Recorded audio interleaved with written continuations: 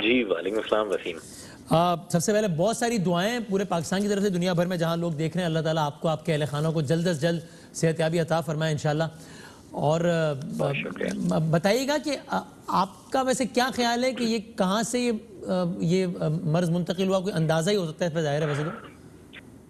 वसीम, मैं देखें जब से ये कोरोना और लॉकडाउन का सिलसिला हुआ है तो मुझे तो नहीं याद कि मैंने कि कोई एक रोज भी घर में बैठा हूँ, क्योंकि सियासी कारकुन होने के नाते हम पर ये जिम्मेदारी थी कि भाई हमने फ्यूमिगेशन, क्लीनलीनेस, ये सारी ड्राइव्स इनको भी देखना है। सफाई सुथराई के मराहिल से लेकर लॉकडाउन लग गया तो लोगों को राशन तकसीम करना है, जमा करना है, खून के एहतियात जमा करने, ये सारे के सारे काम करने। तो हम तो रोजाना की बुनियाद पे बाहर निकल रहे थे, इसीलिए एहतियात करते थे कि मास्क पहनते थे, ग्लव्स पहनते थे। फिर भी लगता ये था कि ये हमें ही लगेगा। किस्सा ये हुआ है कि कोई ईद के से एक आध दिन पहले शायद मेरे वालिद साहब को बुखार हुआ है। अच्छा। और अगले दिन कम हो गया, ईद वाले रोज, उसके अगले दिन फिर बढ़ गया। तो और उसके बाद मेरी बड़ी बेटी को भी बुखार हुआ है। तो जब ये नॉर्मल पैनाडोल पैरासीटामोल से नहीं हुआ, हालांकि ये अपने अपने कमरों में तो थे, लेकिन बहरहाल एक मिडिल क्लास फैमिली का जो रूटीन होता है वो था।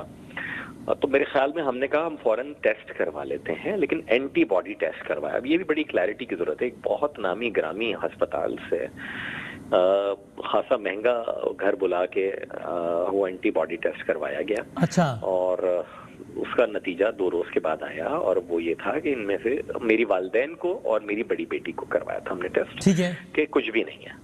अच्छा। लेकिन उसके 2 दिन के बाद जो मेरी छोटी बेटी को इतना शदीद बुखार हुआ, सॉरी उसके अगले ही दिन, तो फिर हमने ये तय किया कि नहीं, जिस दिन हमारे भाई अंसार नकवी साहब का जनाजा था, कि उस दिन ये तय किया कि नहीं, हम सब घर वालों का टेस्ट करवा लेते हैं। तो मेरे अलावा, मैं तो क्योंकि जनाजे की सारी रसूमात और सारी चीजों में था, मेरा टेस्ट नहीं हुआ। बाकी सब 6 लोगों का टेस्ट हुआ, मेरी तीनों बेटियों का, मेरी वाइफ का, मेरे वालिदैन का, और 6 में से 5 लोग 2 दिन के बाद पॉजिटिव आए। और जैसे ही वो पॉजिटिव आए तो उसके बाद फिर हम लोगों ने, बाकी जो लोग हमने अपना टेस्ट करवाया। और इन 5 में 2 वो लोग थे कि जिनका जब एंटीबॉडीज टेस्ट हुआ तो वो नेगेटिव आया था।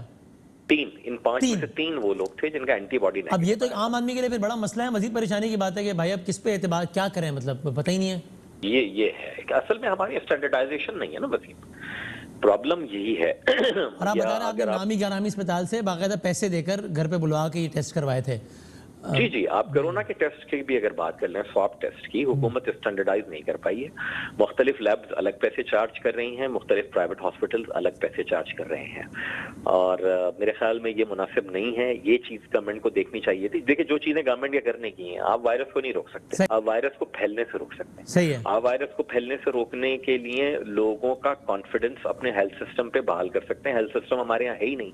हमारी तो रियासत और हुकूमतों की तरजीहात एक्सपोज हुई है, हेल्थ सिस्टम एक्सपोज नहीं हुआ है हमारे यहाँ। आपने स्पेंडिंग ही नहीं किया। अच्छा चलिए उसको छोड़ दीजिए, लेकिन अब तो कोरोना आ गया, अब लोगों को हो रहा है। अब लोगों को क्या चाहिए? घर पे बिठाना है, उनको खिलाने का इंतजाम कीजिए गरीब को, वरना वो बाहर निकलेगा। अगर वो देखेगा मेरा बच्चा भूख से मर रहा है तो वो बाहर निकले, नंबर 1। नंबर 2 ये कि आप एक ऐसा सिस्टम तो बना देते सूबाई सतह के ऊपर, फेडरल सतह के ऊपर, नहीं है बदकिस्मती से, कि मैं कॉल करूं, मुझे अपने मरीज को लेके जाना है, किस अस्पताल में जगह है, किसमें नहीं है। ऐप वैप बन गई हैं, मेरा नहीं ख्याल कि वो काम कर रही है। 5 रोज पहले तक ऐसी सूरत हाल से गुजरे फैज साहब? चूंकि मैं कल रात को इकरारुल हसन साहब से मेरी बात हुई, उन्होंने ट्वीट किया बिलाखिर तंग आकर कि सुबह 5 बजे, अब मैं नाम लेकर इसलिए बता रहा हूँ कि जाहिर है हम लोग तो चलो जो लोगों को फ़ोन कर सकते हैं, हम एक ट्वीट करेंगे तो काफ़ी लोग देख लेंगे उसको, हज़ारों लाखों।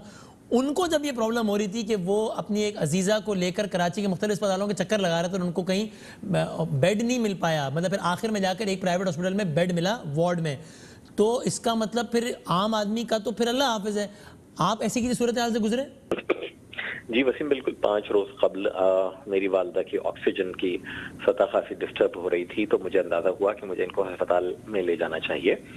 1-2 प्राइवेट हॉस्पिटल्स कराची के नामी ग्रामी ऐसे हैं जहां मेरी वालदा का पिछली कोई 2 दहाइयों से ही उनका इलाज हो रहा है, सारा मेडिकल रिकॉर्ड है, उन्हीं के कंसल्टेंट्स होते हैं। और आपको आसानी ये होती है, मेरी वालदा को मल्टीपल इश्यूज हैं, आपको याद होगा 2 बरस कबल इलेक्शन के ज़माने में आप भी आ रहे जी, मैं खुद आया था इयादत के लिए। बिल्कुल बिल्कुल। तो क्या सूरत हाल थी मेरी वालदा की। जी हाँ, जी हाँ। तो लेकिन वहाँ कहीं जगह नहीं थी। फिर एक खासा नामी ग्रामी रफाही अस्पताल है, बहुत बड़ा, बहुत अच्छा काम कर रहे हैं, वहाँ जगह नहीं। तो मेरी हुकूमत के एक आला ओहदेदार से भी बात हुई 5 रोज कबल, लेकिन ऐसी कोई गुंजाइश नहीं थी। आज सदर ममलकत ने और आज वज़ीर आला साहब ने, दोनों ने मुझे रब्ता किया और कहा भी है कि अगर कोई जरूरत हो तो पहुंचा देंगे। लेकिन उसी मसला ये है कि हर केस में तो सदर ममलकत, बड़ी अच्छी बात है काइंड ऑफ देम के रब्ता किया, लेकिन जाहिर है हर आदमी को एक्सेस नहीं होगा ना, जाहिर है। तो ये बड़ा परेशान कि हर मसले पे सदर ममलकत साहब या वज़ीर आला साहब, ना तो उनसे तवक्को की जानी चाहिए कि उनका काम नहीं है, सिस्टम बनना था, सिस्टम नहीं बन सका है कि मैं एक कॉल उठाऊं और मुझे पता चल सके कि कहीं वेंटिलेटर अवेलेबल है या नहीं है। अलार्मिंग है बहुत। फैज़ल साहब बहुत सारी दुआएं और बहुत शुक्रिया, आपका बहुत ख्याल रखिएगा, अल्लाह ताला आपको जल्द सेहत कामिल अता फरमाए। ये बहुत अलार्मिंग है ये कि अब ये फैसल सुधारी से अपनी स्टोरी बता रहे हैं, इकरारुल हसन साहब की स्टोरी मैंने आपको बताई। अगर ये लोग के जिनकी 4 जगह जान पहचान है, जो 2 का फ़ोन कर सकते हैं, इनको अगर अपने लव्ड वंस के लिए कराची जैसे शहर में, इतने बड़े शहर में अस्पताल में बेड मिलने का मसला हो रहा है, तो फिर आम आदमी का क्या होगा? ये बड़ी ख़तरनाक बात है। हमारे